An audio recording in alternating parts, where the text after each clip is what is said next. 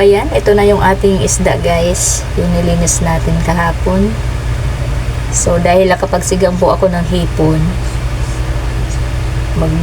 mag-iimbento po tayo ng panibagong luto sa isda.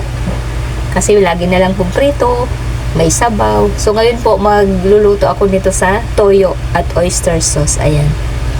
Panibagong inventong recipe. Sana ay masarap ang kahihinatnan. So, ayan, meron ako ditong kalamansi. Ayan.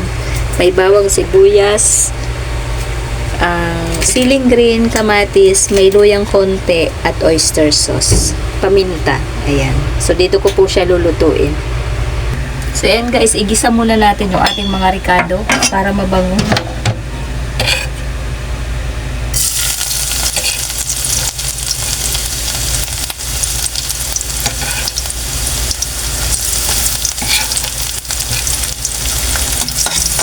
Adobong may kamatis. Try natin. So, paminsan-minsan, hindi naman po masamang mag-invento ng panibagong putahe para maiba naman.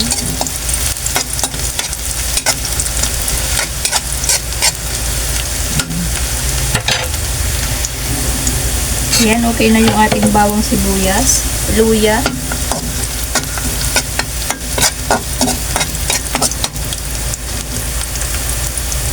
Pinikit.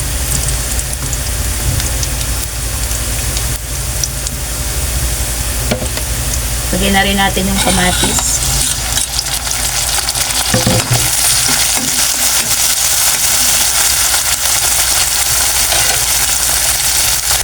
Tingnan natin.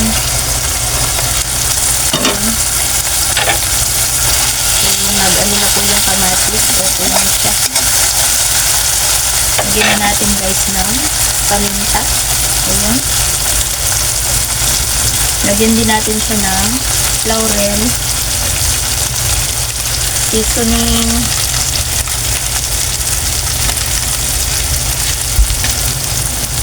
at lagyan na natin ng toyo.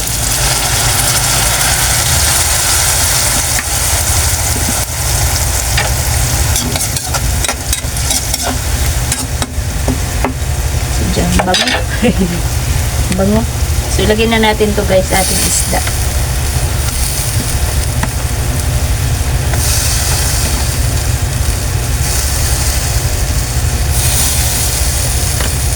Madami pala to. Ayan.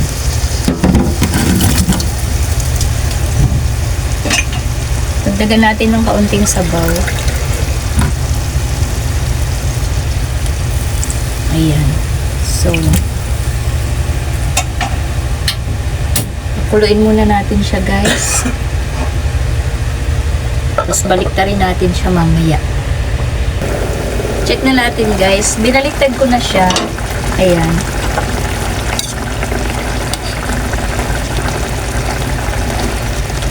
Ayan na siya. Ang bango.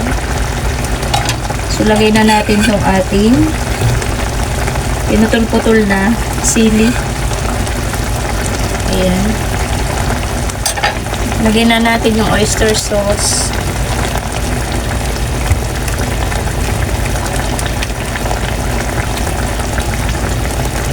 And then, lagay na rin po natin yung piniga nating kalamansi. So, takpan natin siya ulit. Ayan natin siya mag-absorb sa isda. Check natin ulit. Ayan. Ang bango niya. So, timplahin na natin guys. Taran! Ano kaya lasa?